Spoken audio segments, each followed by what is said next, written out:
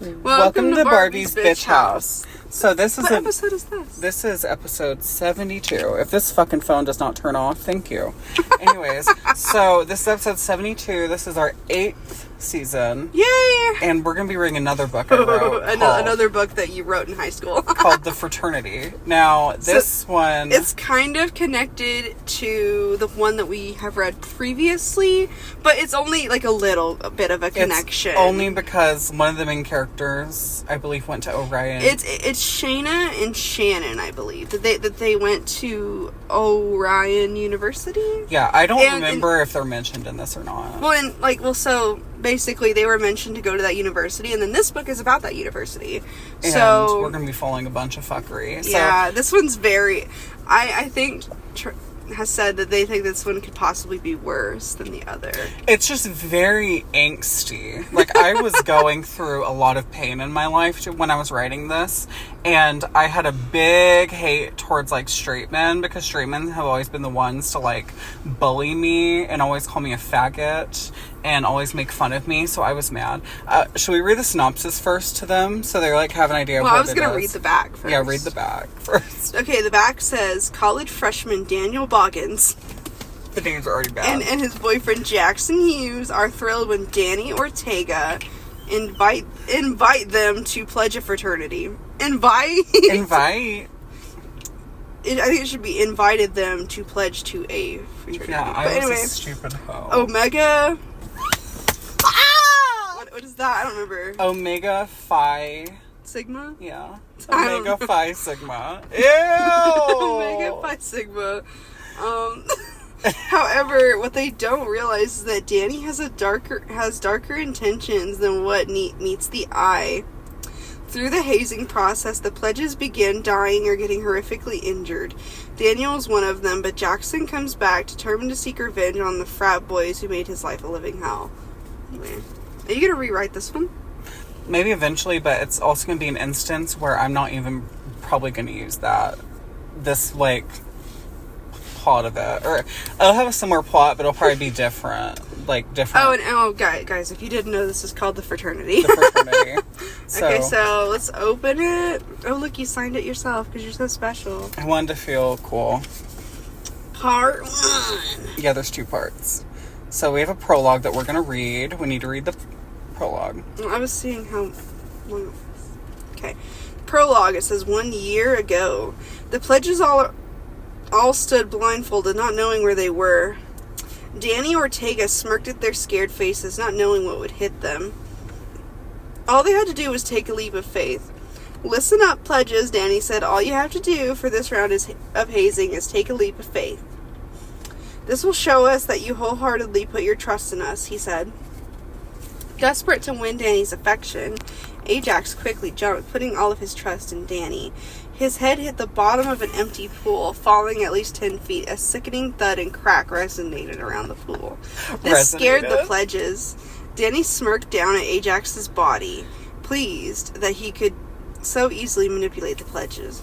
Danny and his fellow fraternity brothers dragged the rest of the pledges by their rope-bound arms. Why is that specific? Their rope-bound arms. Because they're crazy. Back into the house. Taking one last look at the pool, Danny headed to the barn to get the tools that he would need to get to the next phase of hazing. Danny grabbed the chainsaw from off the rack in the barn. He smirked and then headed back to the house. Fucking sick of the smirking already. 3 times in the prologue. He's smirking. He's smirking. I'm imagining the goddamn troll face image, if that's it. Just the... I'm imagining the Roblox man face. He's like, I hate that. It's so gross. Okay, chapter 1 is just called Daniel and Jackson. Wow, so fucking original. So fucking original. How fucking convenient. How fucking convenient. Wait until you figure out all the frat bro names, because one of them is named like Chad, I'm pretty sure. Is it gonna be one of those fucking things where it's like they're all named right after another after another? I'm pretty sure, yeah. Okay. Daniel Boggins stared out at the shelves and shelves of books that laid in front of him. Okay. Bored out of his mind, he had to get a job to be able to pay for his college books. I need a job! Just the I need a job! I feel like that's gonna become one of our new things, and I'm kind of pissed about it. Because we're on the first chapter, and we're already like, I need a job! Ugh. He practically had to pay a foot and a leg to get into the damn college in the first place, and now he had to slave away at a bookshop in order to make ends meet. I love how you can already tell I was pissed when I was writing this. You could use that same sentence for now, since you're in college now. I had to pay arm and a leg for this shit. Arm and a leg for this shit. Yep. One person made it worthwhile, though, his boyfriend, Jackson. Jackson Hughes was also a college freshman, just like him. Shit. They had met their senior year of high school in the counselor's office. They had hit it off right away. Oh, the counselor's office? Like, they both need help. They're both mentally unwell. They both applied for Orion. Orion. There should be like a comma or something, because I feel like I want to say Orion. No, that's how it's pronounced. It's Orion without the comma. A prestigious university in California. California. The university had a beautiful view of the ocean and the palm trees. It was currently wasted on him, though. Wasted? What? It was currently wasted on him, though. Because instead of being outside sunbathing like he wanted to, he was stuck in a bookstore with a bunch of old yellowed books. Reiterating that he has a job and he hates it. I need a job! It's like I've had enough, but 2.0. I need a job! I was like, already. He's like, I need a job. Again, he stopped. That's us when we're at the pizza place. I need in Roblox. I need a job, and then we switch places. I have a really funny story. I got my boyfriend to play Roblox the other night. How did that go? And I got him to play the pizza place, but there were these people fighting in the group in the chat, and someone was like what do you call it? Hacking the fucking game and like making all the pizzas fucking disappear. and so someone was the manager. Their name was like Zumi. And then the other guy's name was Ozzy, and he was a cook in the kitchen, and they were like fighting. And once Ozzy's like, "Where's my damn pizza?" And then Zumi would be like, "Get back to work." She's like, "Where's my damn pizza?" And then he'd be like, "I'm on it. I'm doing my job." And the other guy, his name was like Brian. His name was Brian, and he was like hacking the shit, and so he made all the dough fucking disappear, and he's like, "Where's my goddamn dough?" And it got so serious that they were fighting in the group chat, like fighting in the chat about it. Oh, that was your boyfriend's first experience. Well, we kept laughing because every few minutes they would say something that they'd be arguing, and she's like, "It's either you or you," and then he's like, "It's not me. I'm just trying to get some money to pay my bills," and it was so serious. And then one of them was like, "I'm trying to do this to get home to my wife and kids, don't you?" It's so unserious. And finally, the person that was hacking that shit left, but then everyone else like disappeared too, because I think he made them mad because he kept hacking the stuff. And so like they left, and then it was just silent, and I was like, I miss it, because they were just fighting in there. People barely came into the store in the first place, so he was mainly standing around all day. He felt his phone vibrate in his pocket. He opened it and saw that it was a message from Jackson and wanted to get a bite to eat after work, the text said. Daniel smiled and replied with, "You know it, old books make me hungry." What? I was trying to make him like kind of quirky and annoying. Old books make me hungry. I already hate him. Like, girl, are you like a fucking termite? You like wood? A like fucking millennial? Like you just want to eat the fuck. By the way, this takes place in fall of 2022. So this took place 3 years ago. Then we didn't know each other 3 years ago. I know. We didn't even know each other a year ago. We met in October. Oh, so it's almost a year. Mm-hmm. We should have an anniversary because we met like a year ago. Anniversary. We're like, woo! I met you a year ago today. Yay! That's the whole anniversary. Yeah. Rick, yeah. Ugh, old bugs. Maybe we get some chicken. Yes. That sounds like a plan. Anyway, he looked up from his phone when he heard the doorbell hanging above the door ring. What? The doorbell hanging above the door ring. Because there's like a bell above the door, I guess. And I guess when the door hits it rings. I don't know. It's fucking But it was written. I think you're supposed to... Like, if I was going to change it, I think it would just say, heard the doorbell ring. but it just says when he heard the doorbell hanging above the door ring. Like there wasn't a fucking, like, what? The doorbell hanging above the door. Finally, a customer, Daniel thought to himself. A jock walked in, wearing his football jersey and shorts. This already feels like showing my off his toned thighs and calves. This feels like my immortal, right? Horny. This fucking prep. Harry, you're horny! You're horny, Harry! You were like, oh yeah, I told you about this shit body on the phone. walked into the shop with sweat dripping There down was his a lot hoard. of times where I was like, being like, ooh, I need a man. So I would just randomly describe men like that, be like, they're fucking It says, thighs. "Can I help you?" Daniel asked. The guy didn't answer. He just stared into Daniel's eyes before snickering and quickly leaving. What the hell? Daniel said to himself. What a fucking weirdo. Why is that me at school every day? What a fucking weirdo. I like how he's like, "Can I help you, sir?" And he's like, and then he just fucking leaves. He's like, and then just runs out of the goddamn place. And then Daniel's like, "What the fuck?" Visualizing it and playing it out makes it funnier. I'll imagine if this is He's a like, shitty play on Broadway. Excuse me. You should have said that. The rest of the workday went by slow, with a few people coming in to purchase books. Because what else the fuck would you do at a bookstore? Masturbate. Finally, once the clock hit 7:30 at night, it was time to close up shop. Daniel took his belongings and walked through the catacombs of shelves, browsing them. May as well look and see if there's anything good, Daniel said to himself. He ran his finger along the book spines. He came across the book he wanted. He took it off the shelf. It was a Christopher Pike novel titled Whisper of Death. He had remembered owning it when he was younger, but he had lost it. Daniel bought the book for 50 cents. That's so fucking Why is cheap. it oddly specific? No, because it is so cheap. I wish books were still that 50 cheap. cent bookstore. 50 cent bookstore. And then headed out of the shop, changing the open sign to closed and locking the door behind him. He shivered as he stepped into the air. Shit. It is fucking August. It is not cold in that. He shivered as he stepped into the air. I'm imagining him stepping off a fucking building, like just into the air, free floating. He's like, oh, it's cold for August. The guy had given Daniel the creeps. Why had he just randomly walked into the store and looked at Daniel, snickered, and then walked out? It made no sense. Daniel pushed it out of his mind before calling Jackson to see where to meet him at. He got into his car and dialed his number. He picked up on the second ring. "Where do you want to eat tonight?" Daniel asked. There was a pause on the other line. "I was thinking Olive Garden," Jackson said. Daniel could hear him smiling through the phone. Jackson knew Daniel's favorite restaurant was Olive Garden. This shit is so boring so far. Like, okay, I'll be right there, Daniel said, smiling. Like, there's no one fucking looking at him. Please kill yourself, Trent.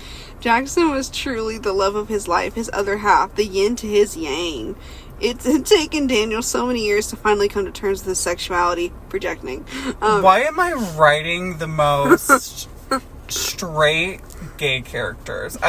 This is how an annoying straight couple would act. But it's like a gay couple doing it, if that makes sense. Ugh. And Jackson had helped him with that.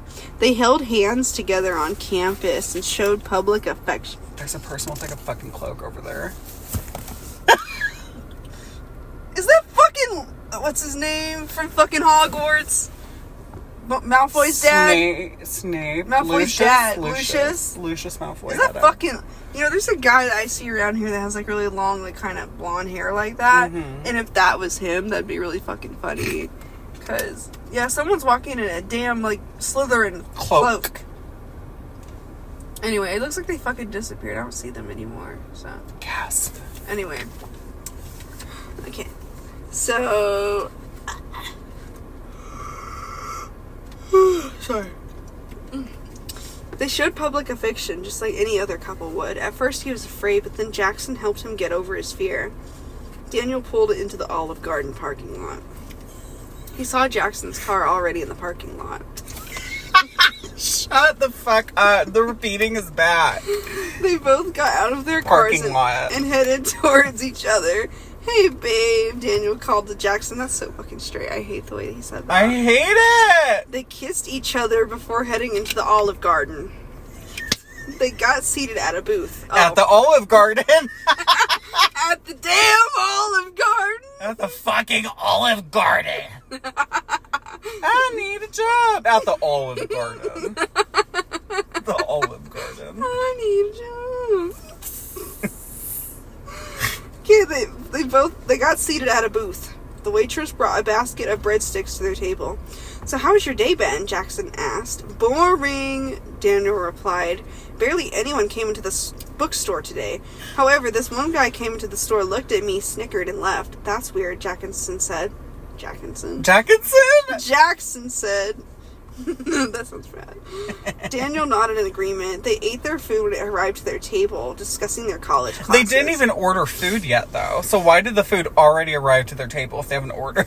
Jackson was majoring in business, and Daniel was majoring in music. Projecting. Daniel had always been a massive fan of music ever since he was a little boy. Projecting! I like how we're just like, projecting! You can tell Daniel was kind of supposed to be a self-insert, but kind of failed. Once they were done with dinner, they gave each other one hand jobs. Well, that would be really funny. They gave each other one last kiss before heading to their cars to head to the dorm that they had shared. They didn't realize that someone had been watching them the entire time. Someone who had bad intentions. Someone homophobic. That lady got like really close. I was like, You're like, ew. I'm like, is that a woman? Gross. Ew. God, ew. Chapter 2 is called The Offer. The Offer. I need I need a job. I'm just thinking of it. I need a job. Even I'm at the strip club. I need a job. Get the fuck out. You don't get a job here. Jackson walked into the mall where he worked. It was the next day, and he was exhausted. He wasn't able to sleep very well last night. He worked at a bakery inside the mall.